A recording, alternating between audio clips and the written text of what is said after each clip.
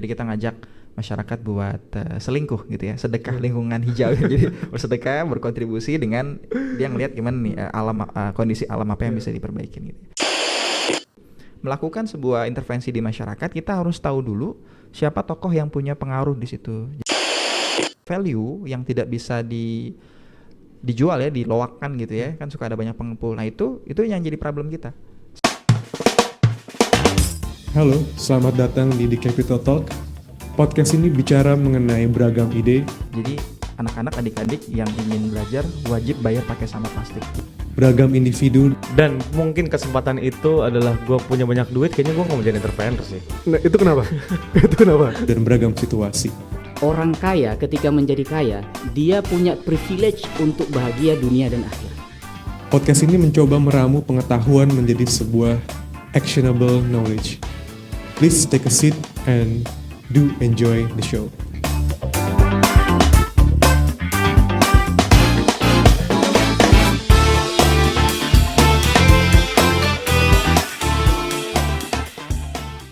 Thank you teman-teman, kita balik lagi ke segmen 2 di seri kewirausahaan hari ini. Masih tetap ke dalam konsep wirausaha sosial ya. Cuman tadi kita mau coba lebih dalam nih, Mas Edi, soal how you turn waste into money gitu ya. Tadi kan sempat disinggung masalah rindu ya. Rumah inovasi daur ulang. Nah itu lu boleh cerita nggak awalnya itu movementnya gimana? Terus sampai akhirnya lu betul-betul bisa nge-execute itu gitu sampai jadi sesuatu yang bisa dirasain orang sekarang. Oke, ini menarik nih. Jadi tadi journey ya, makanya mungkin gue punya salah satu keyakinan bahwa memang ketika kita melakukan doing something, kita akan dipertemukan sama ekosistem circle yang memang punya passionate yang sama gitu.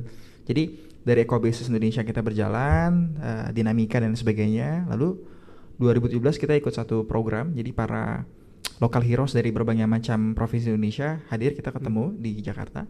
Dari situ kita merge, jadi kita gabung dengan beberapa co-founder baru.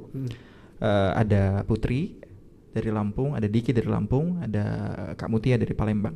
Nanti kita bikin satu movement namanya Gajahlah Kebersihan. Gajah? Iya, bukan jagalah, bukan. Gajahlah. Jadi sengaja di slang gitu biar orang notice gitu ya. Dan kenapa juga Gajahlah? Karena memang base program dan pilot project kita di awal tuh di Lampung gitu kan. Nah dari situ Gajahlah Kebersihan kita banyak mengedukasi terutama Gen Z ya, generasi milenial buat sama-sama terlibat, participate untuk yuk kita ngelakuin kegiatan yang positif dengan core-nya itu tadi waste gitu ya, waste management, campaign dan sebagainya. Jadi kita ngajak masyarakat buat selingkuh gitu ya, sedekah lingkungan hijau. Jadi bersedekah, berkontribusi dengan dia ngelihat gimana nih kondisi alam apa yang bisa diperbaikin gitu. Nah dari situ Gajahlah Kebersihan cukup besar base-nya di sosial media dan kita rutin mengadakan program. Tapi itu base-nya di Lampung ya Mas? Base-nya di Lampung. Dan Lampung dan Jabodetabek sebetulnya. Jadi tim Lampung stay di sana, saya berarea di Jabodetabek, kita juga kerap melakukan kolaborasi program dengan stakeholder di sini. Jadi dari situ Gajahlah Kebersihan cukup masif. Kita alhamdulillah juga dapat beberapa award dan kolaborasi dari dalam dan luar negeri dengan mitra-mitra. Nah dari situ kemudian kita punya satu komitmen lebih. Gimana kalau kita buat ini jadi legal gitu. Jadi kita buat yayasan gitu ya. Kan biasanya kalau yang pakai foundation perempuan ya. Nah ini kita juga boleh dong pakai foundation gitu ya. Jadi kita bikin foundationnya namanya Yayasan Inovasi Sosial Berkelanjutan. Which is itu tadi mengcover beberapa gerakan yang tadi efek bola salju daripada gerakan-gerakan yang tadi sudah saya sampaikan. Akhirnya dari situ alhamdulillah kita kemarin co-founder kami sempat ikut inkubasi dengan dikurasi dari berbagai macam movement Indonesia.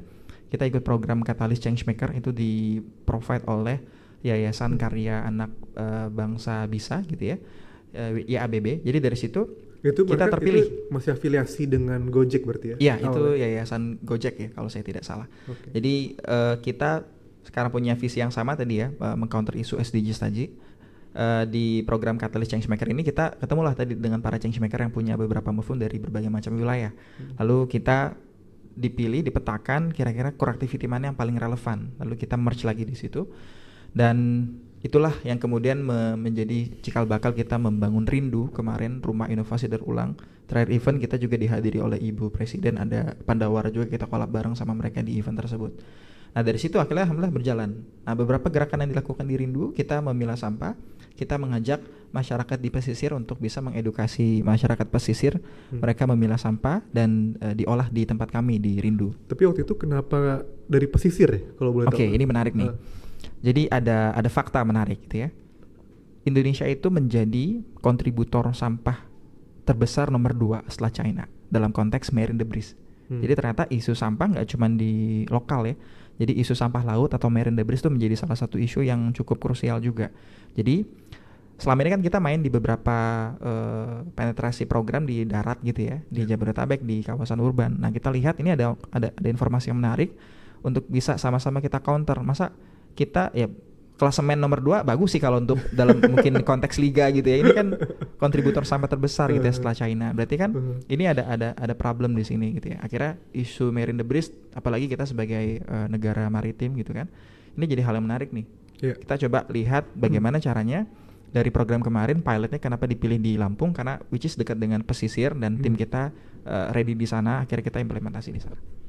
Oke, berarti tapi gue penasaran, ini kan yang kegiatan membersihkan ini kan juga akhirnya mulai gain traction ya di sosmed mungkin sekitar 4-5 tahun terakhir tuh udah mulai banyak gitu ya. Tapi yang gue penasaran itu ternyata itu nggak mulus rupanya ada juga banyak penolakan yang gue sendiri sebenarnya nggak nangkep sebetulnya. Penolakannya dalam aspek apa nih? Areal apa mereka itu penduduk lokal setempat atau mungkin government setempat yang ngerasa mungkin ini melangkahi. Oke. Apakah dari sisi Gajah lah Mas Edi itu juga mengalami kira-kira difficulty yang sama gitu? Betul. Ini saya sekaligus mau disclaimer juga ya di sini. Jadi kami pernah juga merasakan isu tadi gitu. Jadi kita pernah satu waktu kita melakukan clean up gitu ya. Lantas ya kita melakukan edukasi gitu ya. Somehow ada dari pihak media yang mengangkat gitu ya, dari salah satu akun yang cukup besar di sana, sosial media, lalu membuat redaksi yang tidak tepat gitu ya. Kadang-kadang kan kalau kita melihat image gitu ya, video, konten, terus redaksinya tidak relevan, ini bisa menggiring opini publik yang nggak baik gitu ya. Jadi padahal maksud kami baik, jadi merangkul masyarakat, yuk sama-sama yuk, kita kan hadir ingin membantu ya. Bukan dalam konteks kita hadir menjadi juru solusi mereka yang ngasih juru selamat mereka ada masalah, kita bisa sama-sama counter, enggak. Jadi kita membersamai mereka. Nah mungkin dalam konteks tadi adalah seolah-olah kan kesan yang muncul image adalah ketika ada taruhlah ada pantai terkotor nomor 3, berarti kan image-nya adalah berarti masyarakat di situ selama ini gitu ya. Jadi saran saya memang idealnya dibangun komunikasi bottom up terlebih dahulu ya, dirangkul bersama-sama. Boleh jadi ya, ini beberapa pengalaman kami di lapangan, bukan warga lokal yang punya problem dengan sampah sebagai kontributornya. Jadi bisa jadi wisatawan, let's say ya, atau bisa jadi ada beberapa area. Jadi kalau saya nggak tahu mungkin ada ilmu oceanografinya. Jadi putaran arus itu kadang-kadang hulunya di mana, hilirnya sampahnya di situ. Sama kalau misalkan kita suka dapat banjir kiriman gitu ya, ibarat dari beberapa kota di luar Jakarta kan sampahnya di mana? Di sini. Tapi dari sini enggak gitu.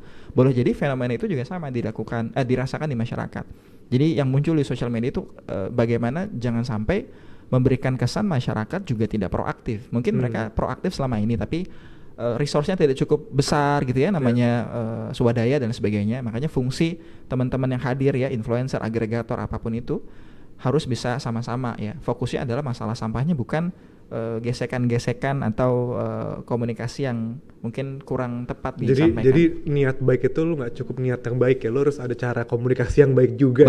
Betul harus disampaikan gitu kan. Karena kan kita nggak bisa membaca pikiran ya orang lain. Kita juga kadang-kadang untuk berbuat baik kita harus tahu stepnya seperti apa. Karena mungkin kalau saya menjadi satu area yang tinggal di situ warga ya, kenapa nggak koordinasi dulu gitu ya. Tapi saya nggak tahu dalam konteks tadi ya, bisa jadi mungkin sudah koordinasi gitu ya, atau bisa jadi belum. Yang sudah koordinasi bisa jadi bukan pada orang yang tepat.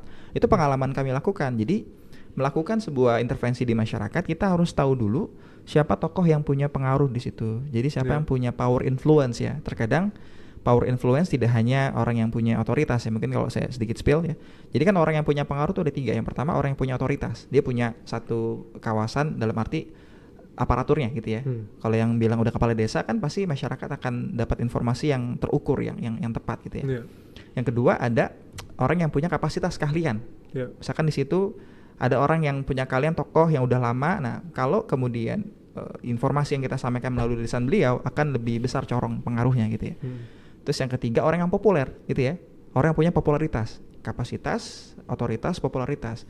Ada orang yang mungkin tidak punya kapasitas, nggak punya otoritas, tapi dia influencer di situ, dia dia jadi pekorong komunikasi. Jadi boleh jadi kita bisa mengkomunikasikan ketiganya, karena boleh jadi kan masyarakat juga nggak mengakses semua informasi dari orang yang punya otoritas atau yang dari orang yang punya popularitas, dia cuma main sosmed tapi dia nggak tahu ternyata ada surat pemberitahuan dan sebagainya. Jadi saya rasa komunikasi perlu dibangun dengan baik, sinergisitas, dan hilangkan ego personal atau ego ekosistem kita sih gitu. Itu yang waktu itu lo undang di Lampung itu masyarakat setempat berarti yang ikut bantu pesisir itu. Oke. Itu mereka, apakah mereka itu benar-benar purely nggak dapat apapun dari situ, berarti hanya sekitar gotong royong biasa gitu ya? Atau ada monetary incentive tertentu buat mereka waktu itu? Oke, ini dalam konteks mereka dapat apa? Mungkin nanti kita bisa cek ya. Jadi ketika kita turun ke masyarakat pada saat clean up misalkan, kan sebenarnya kita membantu memilah sampah mereka. Jadi kalau ditanya dapat apa? Memang itu secara tidak langsung ya, mungkin jangka panjang atau mereka melihat itu bukan sebagai benefit gitu ya. Ya udah, saya udah biasa juga kok selama ini berdampingan gitu ya.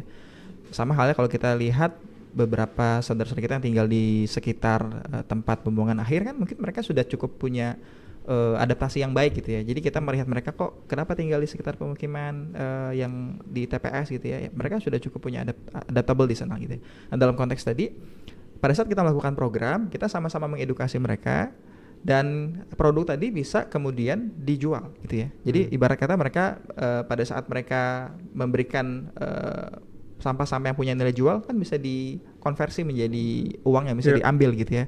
Mungkin konsep bank sampah lah sederhananya. Nah, untuk beberapa sampah yang low value yang tidak bisa dijual ya, diloakkan gitu ya, kan suka ada banyak pengepul. Nah, itu yang jadi problem kita.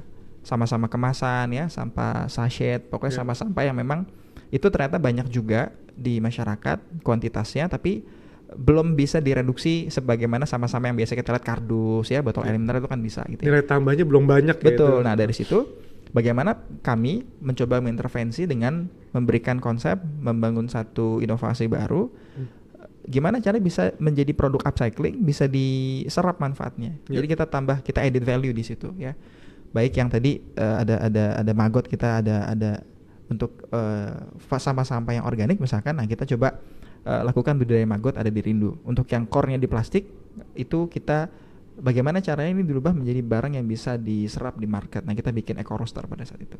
Oke, dan itu eco roaster itu dan yang produk lainnya itu sampai sekarang masih jalan terus ya? Sih masih jalan. Karena memang program ini kan bisa dibilang di 1 tahun terakhir kita terus melakukan riset ya. Masih jalan, kita jual langsung ke end user maupun jual langsung ke retail kan, toko-toko bangunan gitu ya, atau ke beberapa B2B yang ada di sana. Nah, poinnya adalah gini, kita juga masih terus melakukan proses beberapa rangkaian sertifikasi, kayak ada uji tekan, pressure, ada uji kapilaritas dan lain sebagainya. Karena ya tadi kan PR-nya ketika inovasi itu dimunculkan kan ada plus minus ya. Sebagian konsumen melihat, ini kan dari ada kandungan sampah plastiknya, aman nggak kalau terbakar gitu kan, which is gitu ya secara rasional. Nah, itu sedang kita lakukan beberapa aspek penelitian untuk bisa menunjukkan ini aman, ini safe gitu. Tapi berarti it works sebetulnya ya. Berarti artinya kalau lo mau mikir lebih dalam, sebetulnya selalu ada jalan buat ngerubah itu sebetulnya, yang low value itu. Betul. Nah, ini seru banget nih Mas Edi, karena gue ngeliatnya sebetulnya ini kan cerita ketika sudah jadi ya. Nah, cuman ada beberapa mitos soal entrepreneurship ini yang gue mau bahas lebih dalam lagi sebetulnya. Karena semua orang ngerti istilahnya, cuman belum tentu orang-orang pernah ngerasain langsung kayak lo jalanin sekarang gitu. Nah, kita coba lanjut lagi kita di segmen berikutnya. Thank you Mas Edi. Thank you bro.